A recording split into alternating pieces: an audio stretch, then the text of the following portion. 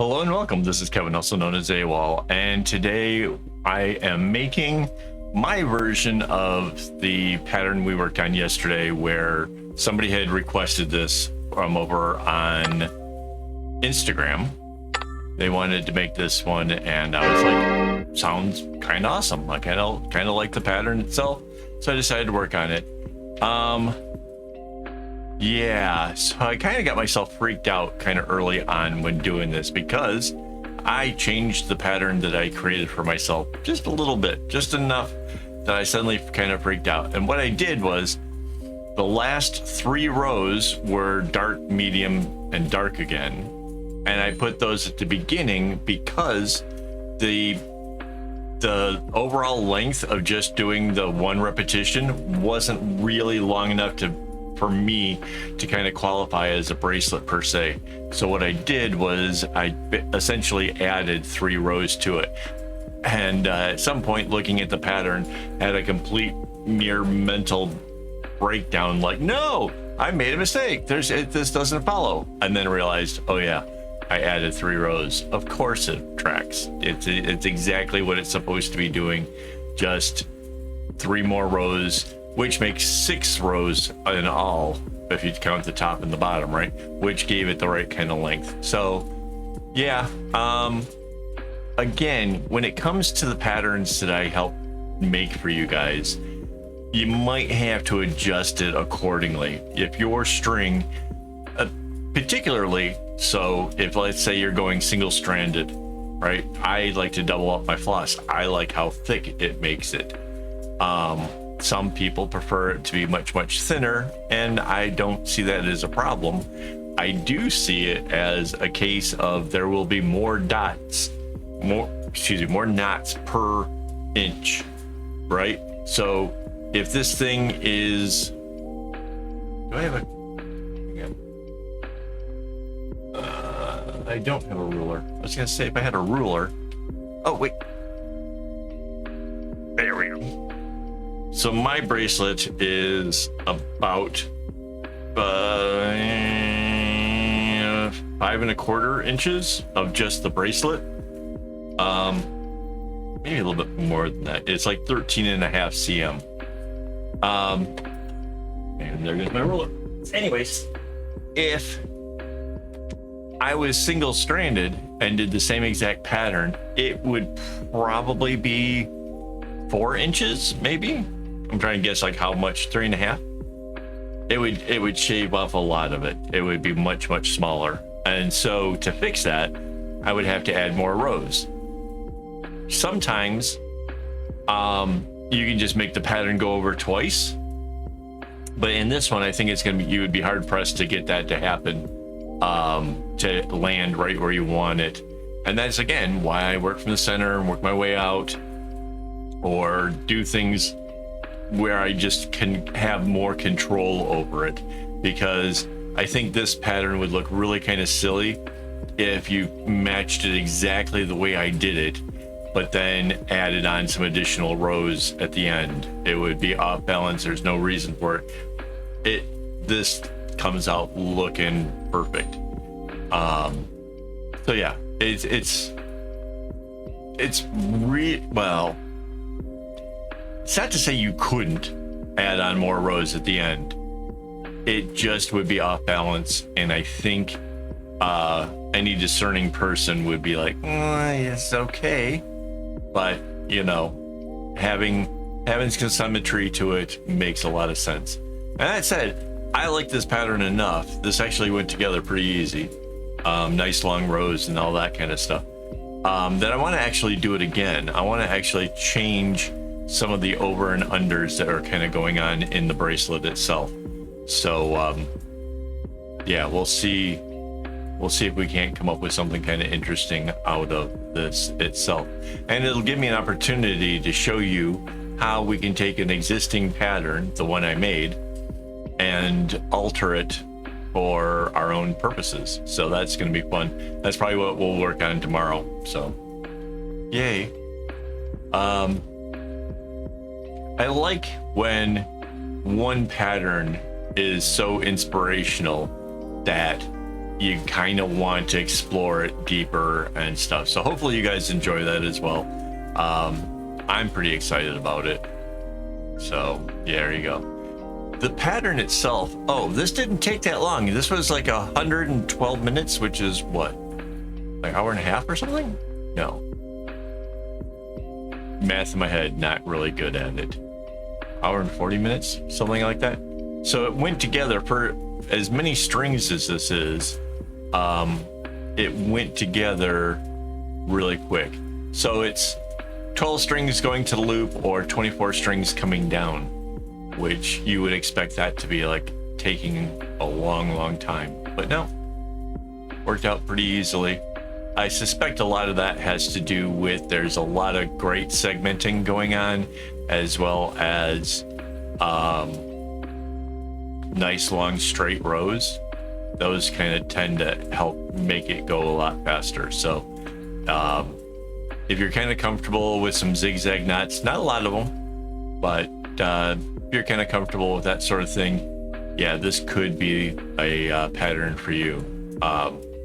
And you can kind of watch how I segment it, like the pieces that kind of make the most sense and where I was getting like the longest rows out of it, things like that. I really did try to make the segmenting of this really work out for us. So yeah, hopefully that helps you guys out as well. I recently saw somebody actually takes a pen and drew out how to segment, which I thought was really weird. Because to me, it's a lot more of just kind of going by feel, like, you know, because I don't know, experience maybe? I don't know. I couldn't imagine trying to map out my pattern in advance. Because again, it really is, for me, it's a sense of what feels right at the time. Because sometimes the way that looks the best kind of messes you up because you're lose track of where you were as you're going along with it. So yeah, it's a thing. Do what makes you comfortable, because it will change how you feel about what you're working on, right? If doing a long row kind of freaks you out and you're kind of gonna lose track of where you were, maybe don't do that. You know, it's all about trying to find the right balance and doing it you know, the way that makes you comfortable. Hang on, I broke my nail and it's driving me insane. Okay, so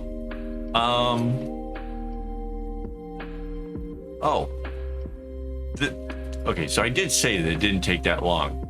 It really was surprising to me that it didn't take that long, and it was really kind of surprising to me how, like, the pattern just kind of develops almost immediately, and then before you know it, you're past the halfway point, which is super cool. And again, I think there's a lot of possibilities with a pattern like this, things that could be done that could make it, you know, different or, you know, interesting to say the least. I don't think I have enough strings of this color left to do it in the same exact color again, but essentially all I need is 3 colors that work as a good contrast to each other. So yeah, I'll try coming up with something interesting. Yeah, that nice long row, man, that just went super easy that way. Trying to think of like some of the other things that I kind of did along the way. I tried to make it so that way, like the strings on the outside were sort of kind of going the same ways, trying to keep a sense of balance about it. So that way it was just neater and making the back of the bracelet look kind of cool, which definitely looks way cool. Other things, what else did I kind of...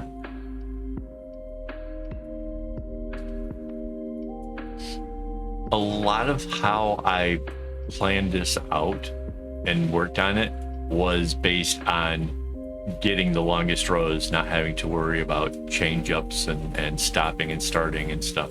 So a lot of this really was planned out based on segmenting. So the middle part, a little bit harder to do the segmenting because it's got like a plus sign right smack dab in the middle of it, which I don't know. I think the center of it is kind of interesting, but that's the part that I kind of want to change the most when I try the next version. So, because my thought was all these other ones look like it comes under and over and stuff like that. Why would the center part be a plus sign? Wouldn't it be like one of them's going over or something? I don't know. It just seemed like there was a possibility for something completely different to come of this. So yeah, that's what I want to play with. You might remember, like, I've actually done stuff like that before, where it was sort of Celtic like, but then it kind of just didn't do the under and overs as much as I liked. So like I had to go and break it apart and try something different. Yeah, pretty much what I'm going to do again. If you're new around here, yeah, I have done a lot of videos, and one of the things that I really like is like a Celtic design where the weave of the Celtic is really super intricate and interesting to follow along with. So yeah, it's kind of one of my things, I guess. So yeah. Oh, we're past the halfway. These things end abruptly. Let me just thank my Patreon supporters as well as my YouTube members for helping me to keep the channel going. Couldn't do it without their help. Totally honest with you guys. There's a lot of expenses. I always talk about the cost of the string. One of the other things is the cost of the web page, because I have a website to be able to share patterns with you guys, patterns that won't work on the other websites. That's an expense that I have, that happens. I think it's annually, might be like every so many years or whatever. It's expensive. So the support goes to a long ways towards keeping that going. So yeah, and if you got patterns over there that you like, let me know. If there's patterns you want to see me try to tackle, got a photo like this and you're curious about seeing whether or not I can do it. Chances are, yeah, I can do it. The only ones that I don't do are the alphas. And that's just a personal preference of mine. They feel like I'm cheating, if you can just put a knot anywhere you please, then there's no trying to sort things out, trying to find a cool way of getting a string across to where you need it. This one has these little tiny light patches in there. To me, that's fascinating. I would almost do the whole pattern from scratch, if not for the fact that the way that they got those light ones in there just at the right time, just to give it that right balance. Like, man, that's some cool stuff. Like, I really love it. So yeah, when I redo the pattern, I think I'm going to leave most of it as is because I think it's really cool. But like I said, I kind of see a possibility of doing something else. And yeah, that's the kind of stuff I kind of want to inspire you guys to, be able to do as well, is to see something, a quality in something that you like, but then, maybe be inspired to like try doing it a little bit different. So yeah, that's what I'm going to go for with tomorrow's video. So yeah, obviously I'm already like thinking of what is coming next and what I want to do. Possibly more than I'm even thinking about what I've already done. Mind you, I really like how this one turned out. Like, the big reveal we'll show you here in a second how the whole thing is, but it's so nicely balanced. It's a nice length. The contrast is actually really good. So yeah, I'm really proud of myself for this one. Yeah, so this is pretty much like coming to the end of the pattern part of itself, and then it goes into the chevrons again, which again are really, really big chevrons. So yeah, that is pretty cool. Again, balanced it out really, really well, I think. Mind you, for the purpose of the video, I worked really, really far from the clip, but one of the things that you can do if you're trying to do that is to keep your hand holding the string down really, really close to the board. If you let the work kind of curl upwards towards you, you can actually put a bit of a curvature to the bracelet itself. It can kind of come out a little bit wonky. You want a consistency, like the same distance all the time, but from where the strings you're holding to the board itself. If you can keep that as a constant, your work will come out a little bit more consistent. So that's a thing. See, now comes the big chevrons. So these big rows like this really come out pretty awesome. And you'll notice I do the same thing. I did the one on the right, now I'm doing the one on the left, and then I'll do the left again. And it's just because you just sorted through all of those strings on the left. Doing that again, just tiny bit faster, just a bit, right? So once I get done doing this one on the left, I need to balance it. I need to do the one on the right. So I'll do the right, and I'll do the right again. It's moments at best to make it just slightly easier, but it does work out. It is faster. I have timed myself on just chevrons just to see. And you know, like a big bracelet like this, if it was just chevrons, the difference is probably like 10 minutes faster by doing it this way. Not a huge deal, but it's a thing. You can try it yourself. Tell me what kind of times you get for doing it that way versus the other. So I'm curious. So if you guys have the same reaction as what I've had in the past. So